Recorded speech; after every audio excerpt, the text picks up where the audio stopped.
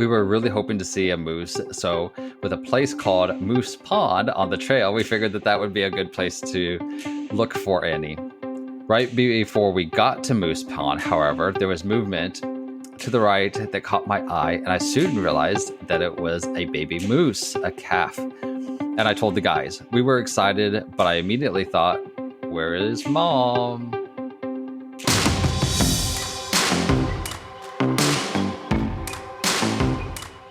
What do you do when you come out as LGBTQ and love the outdoors? What do you do when you see the outdoor space ruled by older white cis men and desire a diverse community of outdoor lovers? Accept it, change it, create it. I am Justin Yoder, and this is LGBT Outdoors. What's up, everyone? I am Justin Yoder, the host of LGBT Outdoors, and I have two co-hosts with me today for a special episode. First of all, we have Patrick Thompson, who is my husband. Hello. How's it going? Up? It's going well. How are you? I'm doing well, too. In the office next door. But right. It's funny. Yeah, it works. And JC Rianton, who is in Colorado and one of our board members as well. What's going on? Hey everyone, how's it going? Good. It's the weekend. Well, it's almost the end of a weekend. So I'm a little sad. Almost the end of the weekend when we're recording this anyways. But yeah, anything new going on out in Colorado? It is dumping more snow out there, so I love that. I know people kind of dread that news. Some people don't like the snow, but I love it because that just means more trails opening up in the mountains for skiing and snowboarding. Yeah. As a native Texan, nearly all my life, I've lived in Texas.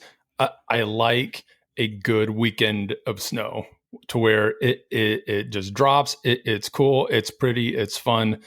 And then it goes away because Texans genetically are not designed to drive on ice or snow. And it is an absolute crap show out there on the roads, but everybody can survive for a weekend, stay home, enjoy it, make a snowman. I don't know how y'all do it up north. It's like down here, we have 2 or 3 snowflakes and everybody's running the snow to the store and stocking up on toilet paper and bread and thinking we're going to be stranded for like a week or something. Well, hopefully that's not because people are traumatized from like the snowstorm of what was that 2020 2021 Yeah, oh my god, that was power grid intense. failure. Yeah, that was an adventure. That was an adventure. Let's not relive that. Let's talk about us. Let's talk about LGBT Outdoors. Anyways, changing the topic from that disaster. So if you are joining us, our mission is to connect the LGBTQ community to the outdoors and to each other. And we do that through a variety of ways, from local chapters that we have across the U.S. To our National LGBT Outdoor Fest event that we do. We also have a visibility survey so we can try to find out how many people in our community actually enjoy the outdoors and what their experiences have been like as far as facing discrimination in outdoor settings, as far as like either trails or the industry and stores, that type of thing. So our goal is just to make the outdoors more diverse and inclusive, really. So this podcast, and especially this episode, is called Campfire Conversations. It is basically, the idea is sharing a few of our personal stories from the outdoors, as well as some of our listeners' stories. And we have a few that we're going to share with you today, and we hope that they encourage you and inspire you to get outdoors. We hope that it let you know that the outdoors is a welcoming place for you, and we want you to be there. So, yeah, how would you guys sum up LGBT Outdoors? What's your experience been like as board members and part of our team? It's been really fun to watch this thing grow. Very organically. You started off as an Instagram account, and you shared a lot of the DMs with me Like, I finally found my tribe. I didn't know other people, or I didn't know other LGBTQ plus people, were fly fishermen and like all of these things. And we keep getting these messages now in email and Facebook and whatnot. Not only just in general, but people coming off of our events where, they get to go and have this community, explore the outdoors, whether it's hiking, fishing, camping. I mean, like all the plethora of things that we get to do while being authentically ourselves and, inside of our community of, other LGBTQ plus people. And it's been really, really cool watching that response and seeing connections that are made. And especially like up in Colorado, like y'all are all seem to be, like super duper besties. And, it's just really, really neat. And on my end, like my personal side, like it's gotten me outdoors, even more. Try to do events when I can, and just getting to go out and experience all of that. So absolutely loved it, and continue to. Plus, my husband is the founder, so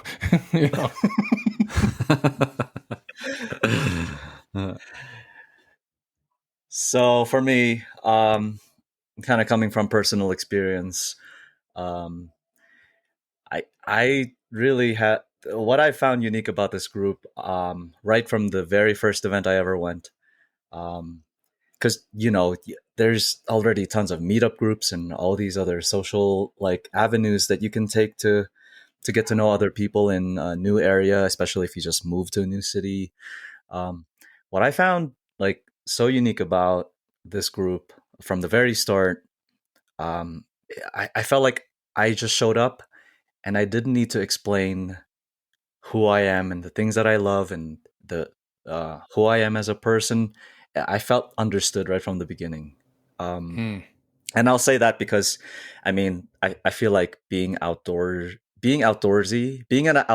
person nowadays, it's kind of like a mainstream thing. Like everyone goes hiking now.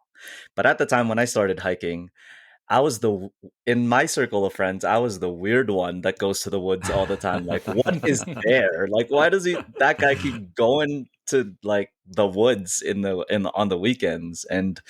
Um, and you know, being able to kind of just share that and not having to explain why I love being outside and I love hiking and I love being in the outdoors was great.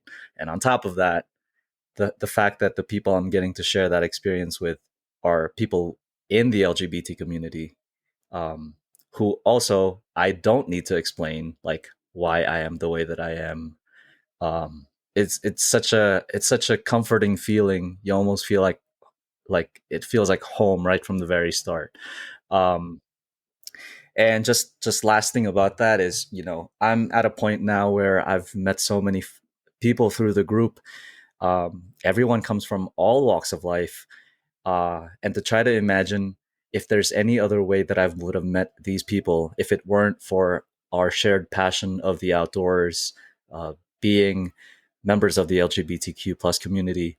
I don't think there's any other way I would have met them. I mean, Kaylee she's a teacher.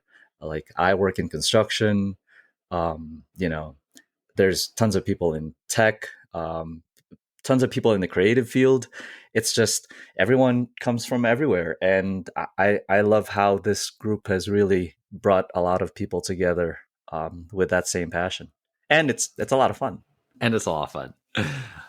It has been amazing to see the group grow and the organization grow from just this idea and concept into what it is now, and I'm excited to see it continue to grow. Before we dive into our first campfire conversation, our first story, I want to tell all of our listeners, if you have a story that you want to share with us to be able to share on the podcast, be sure to email it to us at info@LGBT Outdoors and just put like my story or campfire conversation in the subject, and it might be shared on the next episode of Campfire Conversations. Are we ready to dive in? Let's do it. All right. Sounds good. I'm going first. He is the founder. Start us off. I don't know if you guys titled yours, but I titled mine. So I'm titling mine Bison in the Camp. So here we go. While my story isn't overly exciting or thought-provoking, I hope it serves as an encouragement to go after your adventures and your dreams. In September 2020, my husband Patrick and I had the opportunity to go on a road trip with a friend for his birthday. The plan was to hit Rocky Mountain National Park, Grand Teton National Park, and Yellowstone. While I was beyond excited to go on this trip, I was super nervous about camping in the cold weather. And I'm doing air quotes around cold because I realized to like JC in Colorado, this isn't really that cold. But to Texas, it was cold. So yeah, it's winter, and I'm wearing shorts today. Yeah, and this was in September, so it was cold to us at night. We loaded up the Jeep and left Fort Worth, Texas, traveling to Amarillo and then on to Rocky Mountain National Park. And we got in after dark, but we were able to find our campsite from the after hours board, and we set up our tents using our headlamps and flashlights. I don't remember for sure how cold it was, but it was in the 30s. I know, not that cold for some of you, but it was cold to us. And I knew that it was going to be a long night of shivering. Patrick and I both layered up and crawled into our bed made of sleeping bags and blankets. Now, I'm sure some of you are laughing because why not just take one sleeping bag rated for cold weather, right? Well, because that would be too easy, of course. Actually, being from Texas, we just didn't want to spend that much money on cold weather gear since we didn't know when the next time would be we would go camping in cold weather. To our surprise, or at least to mine, it was quite toasty, and I was thrilled at how much body heat helps when camping in cold weather. I think we might have even shed a layer or two of clothes that night, and it was very comfortable. What wasn't comfortable was waking up the next morning, and I think we might have all had this experience before, but waking up the next morning with a bladder about to rupture and trying to think of a way that I could pee from bed so that I didn't have to face the cold morning air. JC, can you relate? Have you ever had that experience? No, but continue. Yeah, of course. What? I was like, I call BS. No, Patrick you don't wake up in the middle. You don't wake up in the middle of the morning to go pee outside. Well, yeah, I do, Not when but I it's don't 30 want degrees to. outside. Oh, all right. Yeah, well, I would like I'd to rather hear the rest of this. All right. So getting back. So yeah, I was trying to think of a way to pee from bed so I didn't have to face the cold morning air. This isn't new though. I'm always telling Patrick there needs to be a way to pee from bed. There's got to be more people that think this than just me. So hopefully I'm not the only one out there. I think it's just you. Maybe Camelback will come up with a new product. Yes. Yes. You know what I mean? Yeah. Camelback, if you're listening. There we go. New sponsor. But while that didn't happen, though, and I soon had no other choice to get up, the first step out of the warm, cozy bed was into the brisk, cold mountain air. Was definitely a wake-up call. I don't drink coffee, and you definitely didn't need that to wake up there, man.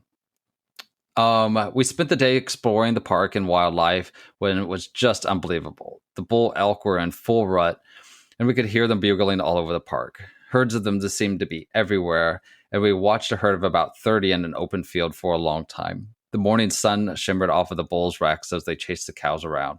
With every bugle, we could see their breath in the morning light, and it felt like we had just stepped into a National Geographic special. We also saw many deer, both white-tailed and mule deer, including 2 mule deer that were fighting, a few coyotes, marmots, and a number of other small animal species. The amount of wildlife we saw was pretty mind-blowing. From Rocky Mountain National Park, we then headed to Grand Teton National Park, a park to which I had never been before and was excited to see. We visited Jenny Lake and stood on the shore, admiring the crystal clear water and the stunning mountains. We then did a hike where we had our next incredible animal encounter. We were really hoping to see a moose, so with a place called Moose Pond on the trail, we figured that would be a good place to look for any. Right before we got to Moose Pond, however, there was movement to the right that caught my eye, and I soon realized that it was a baby moose, a calf. And I told the guys. We were excited, but I immediately thought, where is mom? Have you have you guys, I don't know if you guys have ever had that experience. Well, Patrick has, because he was with me. Yeah. But when you see that baby and you're like, I really wish I knew where mom was right now. Oh no, I could definitely relate to that. I mean, my very first ever bear encounter was actually a hike in New Jersey, and it was like a little cub. I was like, that dog looks really big by itself. Where's the owner? And it wasn't a dog; it was just like a cub. And and that's what my group was just asking, like, where's the mom? Where's the mom? Because that's what we have to be worried about. Did you find the mom? Soon enough, the mom. Find the mom. Did you see the mom? No, we did not wait there to find the mom. We ran the other way. It's like, enough. That's all right. Anyways, well, yeah, but all right. That is a thought. That is a thought. About that time, here she came crashing through the woods and crossed the trail a mere 15 yards in front of us. While it was a majestic, it was a bit nerve-wracking knowing that if she wanted to attack us, there would be nothing we could do about it. But what soon made it even more nerve-wracking was the fact that her calf was on one side of us and she was on the other side. However, she never looked back, and we moved up the trail to be sure we weren't in between them. We soon came to an overlook at Moose Pond, and sure enough, there was another moose in the pond grazing on water plants. I didn't really expect to see a moose here, because what are the chances of actually seeing a moose in a place called Moose Pond? But hey, it happened. And we enjoyed watching this cow feed for quite a while.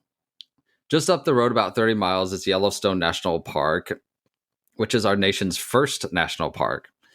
At our third and second to last campsite is where we had our next amazing wildlife encounter.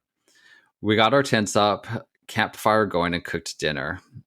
This was a pretty typical campground, and there was many other campers around. Not ideal, but at least it was quiet. The sun had gone down, and it was a perfect night. Just us guys sitting around the campfire talking about our plans for the next day, when the campground started coming to life down the road. We could hear people talking excitedly down the road with flashlights shining towards the road. The flashlights kept bouncing from campsite to campsite, working their way towards ours. We knew something was going on, and soon we became the ones that were talking and pointing our flashlights. If I remember right, we heard heavy footsteps before we saw it emerge out of the dark into the light of our flashlights. It was a massive bull bison just strolling up the road like he owned the place, because, well, he did. I can't say how close he came to passing right through our camp, but it was a matter of yards. He looked like he was on a mission and didn't hang around long, which, while is amazing to see, I think we would have felt better seeing him in the daylight and not around our tents, which obviously he could trample right over. It took Patrick and I a little longer to fall asleep that night, because if a bison just strolling through the camp, what would prevent another one from doing the same thing and walking all over our tent? The next morning, we were welcomed with more bison. We took photos of them and watched them stroll into an open field, and it was just something out of a movie. The sun was rising, fog rolled across the field. There was a small cabin in the distance with a river with a fly fisherman casting a line, hoping to hook some trout. Just when it couldn't get any more picturesque, a flock of sand-heeled cranes flew over, and it was a magical morning that we all took in. Trips like these are what create memories for a lifetime. They bond us to nature, to adventure, to the outdoors. I know it's easy to say maybe next year I'll do that trip, or one day, hopefully I have the money, but I would encourage you to do everything you can to make your dream trips happen now, because we don't know what tomorrow will hold. So yeah. Nice. That was, thank you for recapping that. I really, really enjoyed that trip. You said that a baby moose is called a calf. Is that right? Yeah. Okay. And just in my mind, I want to call it a moosette for some reason. No, that would be like a lady moose. A moosette? There you go. Well, a lady moose is called a cow. So I actually think I have cell phone video of that moose encounter. If I can find it, I will put it up probably on YouTube or Instagram and put a link in the show notes. Just because, like, for real, it was that up close and personal. Yeah, that was wild. Yeah, it was definitely a great trip, and I can't wait to get back to some national parks.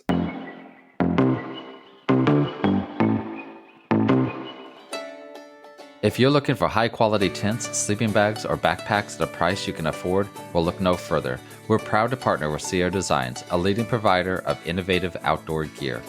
Outside of offering high-quality, premier outdoor apparel and gear, Sierra Designs supports game-changing organizations like LGBT Outdoors.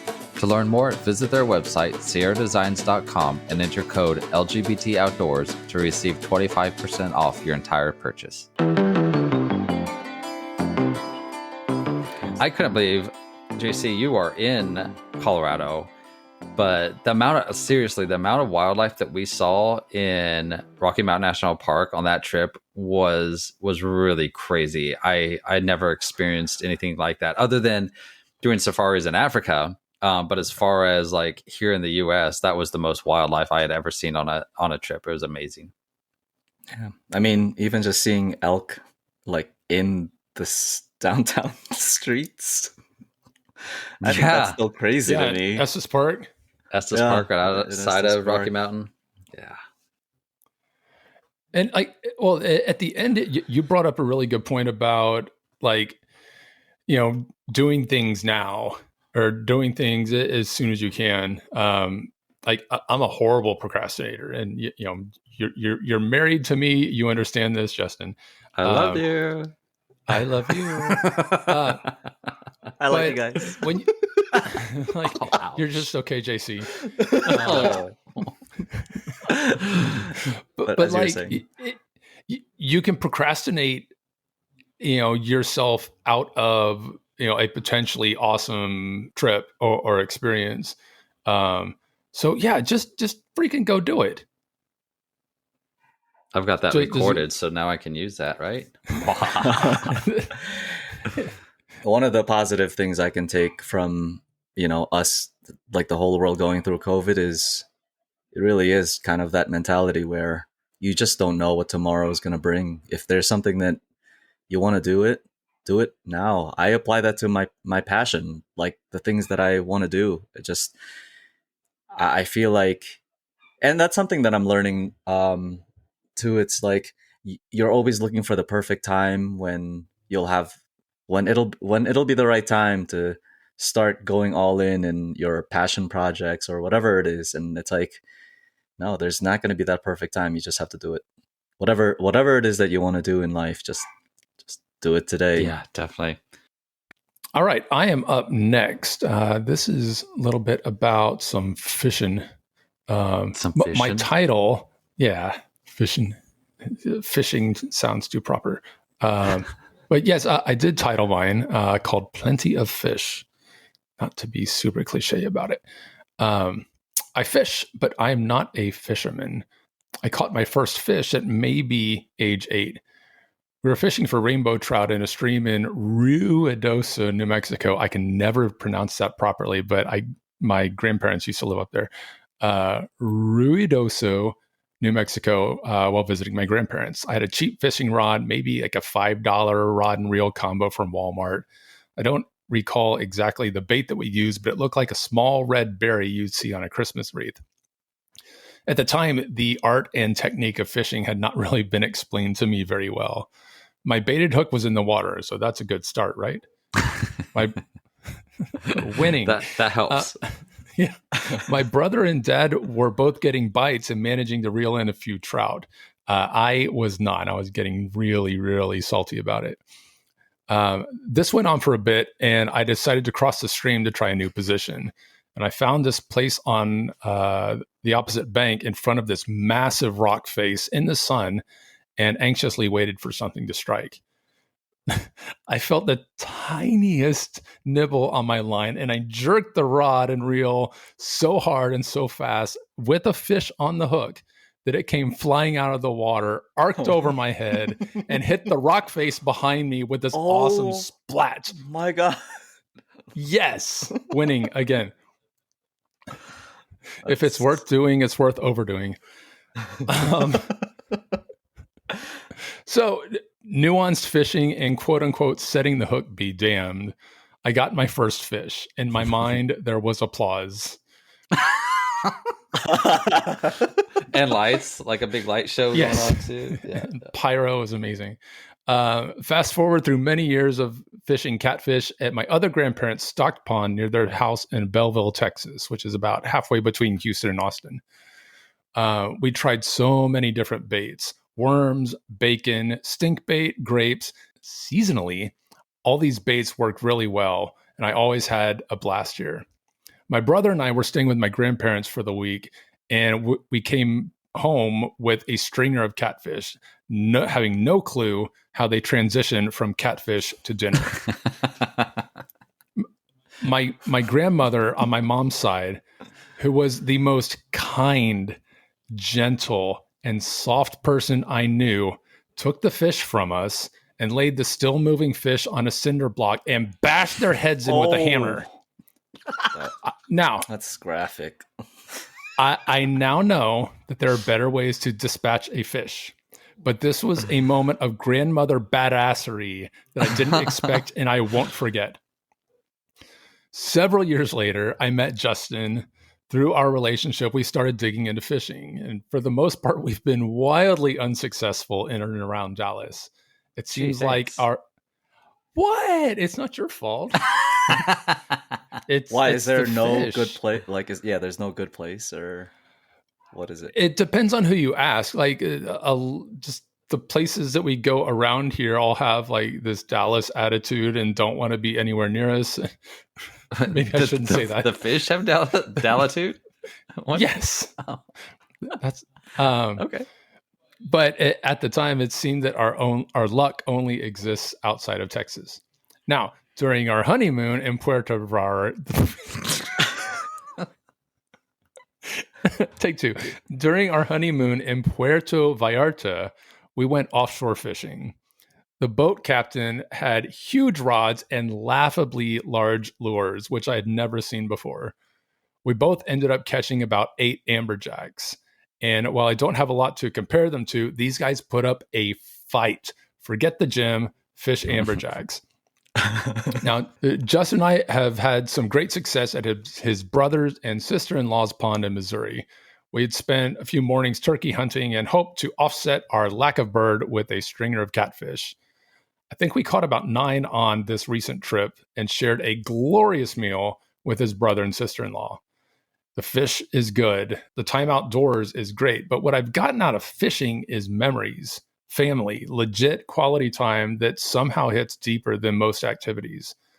I still can't explain what everything in our tackle boxes is or what it's supposed to do or what rod I should be using for which type of fish. But I do know that if I could spend a few hours on a riverbank, even if I don't bring home any fish, I won't be coming home empty-handed. Well, that's good. Yeah, no, those fish were a lot. We were actually, if I remember right, we were telling our guide, hey, we need a break. And he wouldn't give us a break. He would just keep us going. And we're like, our arms are going to fall off here in a minute. No, like, I mean, I had bruises because like the pole like would end up kind of, I mean, on my leg, and I'm like pulling against it, trying so hard. Like I was actually bruised. It was intense. I think I have a photo that I will be posting on our LGBT Outdoors Instagram, and there will be a link in the show notes of what amberjacks look like. And if you picture or can imagine how fast and hard they can swim, like double or triple it, and that'll get you closer to reality. Yeah. They were a lot. Nice. I didn't know that you guys had your honeymoon in, well, I'll just say PV. So that's I always say Mexico. way of saying it. Puerto Vallarta. I hear it's a fun place to vacation. It's like you could do half outdoorsy stuff, and then like even the city is very like there's a lot of cultural artsy stuff. in the city. Yeah, we had a fun time. I'd go Yeah. It back. was really neat. I have to make it You there go one zip day. lining again. Is there a story behind that? Okay. On the next I episode. wanted to go right. No, I wanted to go zip lining. It was a thing that they had, and so I signed us up. Like, we're doing zip lining, and Justin was like, "Okay, cool. I'll let you finish." No, boy. I mean the photos that they had with the zip lining was like you were zip lining through the rainforest, right? And it looked cool and pretty and relaxing and whatnot. What I didn't realize was like I don't know how many zip lines there were for sure, but like I don't know, maybe 20, and you just keep going higher and higher up this mountain. And Oh my so God. they all get higher and higher, and then eventually you're like going over this huge valley from one mountaintop to the other mountain. I wasn't so okay with that. But I did it. It was awesome. And He did do Sounds- it's My little adventurer. Yeah, and it's a once in a lifetime thing, you know. yeah. Until Yeah. the next time. Yeah, sure. Uh-huh. Yeah. All right. JC, what's yours? All right. So, I did not have a title for mine, but I will say Ooh. what I'm going to share from my campfire conversation is the first backpacking trip I ever had. Oh, cool.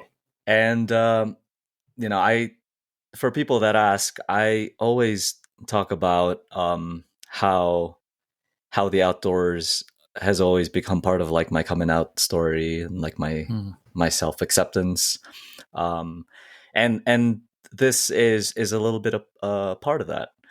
All right, so for what I would like to share, again, it's the first backpacking trip I ever had. So back in summer of 2015 was around when I had just come out. I was still living in and working in New York City at the time. So, you know, every day, Monday through Friday, it's always busy, fast paced, super hectic. And after coming out, there were a lot of things that I was anxious about. And you can totally laugh. I was so naive about the whole idea of like how it is to be a gay guy. Like, do I need to do things differently? Do I need to speak talk differently? Do I need to dress a certain way? Do I need to act a certain way?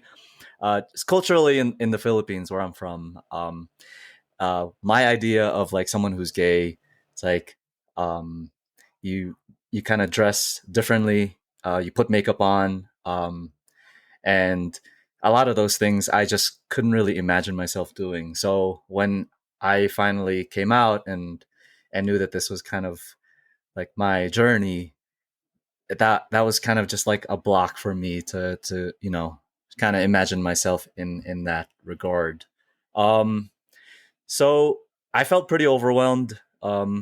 Again, I didn't know how much of my life was going to change, and at the time I didn't really know anyone in the community who I felt like could relate to what I was going through. I was just kind of like struggling like on my own, and I don't know, that was a lot for me to take. What I knew though is that I wanted to just kind of get away and find a peaceful, quiet place to kind of just do some self-reflection. Everyone knows REI. I mean, I've done my fair share of shopping at REI at when I was in my 20s, just like browsing through things. And actually on their website, they have a part of it that's called REI Adventures, and that's where I found this backpacking trip to hike to Mount Washington. And if you guys know, Mount Washington is the highest peak in the Northeast, sits at around 6,200 feet, which I know if you're from Colorado with all the 14ers here, you probably think it's like no big deal. But in the Northeast, that was kind of one of those peaks that is like, that's when you have to, if you like to go to the mountains, like that's one thing you definitely have to hit at some point in your lifetime. So I thought that was a cool idea. REI Adventures, it's kind of like you just you just pay this fee and they take care of everything else. So they cover food, gear, water, lodging. They give you your tents. Like, all you have to do is really just show up, and they'll get you geared up with everything that you need for the trip. And they have hiking guides. You don't even need to do the logistics part of it, planning.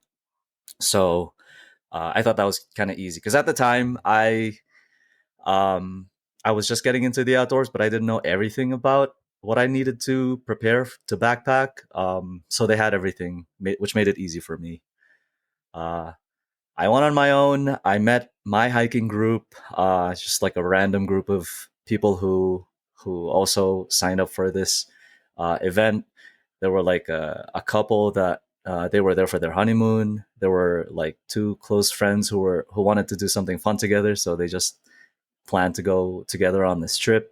And there were just others who also went like on their own to check it out, just like I was. I remember the hiking guides, they were talking about how unpredictable the weather was going to be at the peak. So I kind of had low expectations, or, if anything, I was just like happy to be there and be away. I remembered he talked about, high winds, possible rain, and low visibility. So Oh, fun. surprisingly, yeah, I just like, okay, I had just dropped so much money for this, but we'll see how it goes. I was still pretty excited because it's something new. I've never been to New Hampshire, and even the drive from New York to New Hampshire was just so scenic, and even that was kind of therapeutic for me. So I loved every minute of it. So we got to the top, and it was the exact opposite. No wind, sunny skies, and views of the White Mountains for miles and miles and miles. Um, Oh, wow. it's just amazing. I think, um, I don't know, just kind of thinking it wasn't going to be anything, and then going for it, and then be rewarded with just amazing views. It was fantastic, and I had such great company too. Just laughing with people and cracking jokes and sharing stories. That was all fun. We stayed at this cabin on the saddle between Mount Washington and Mount Monroe. It's called Lake of the Clouds Hut, which, um, if you're in New Hampshire, I'm sure you're familiar with it.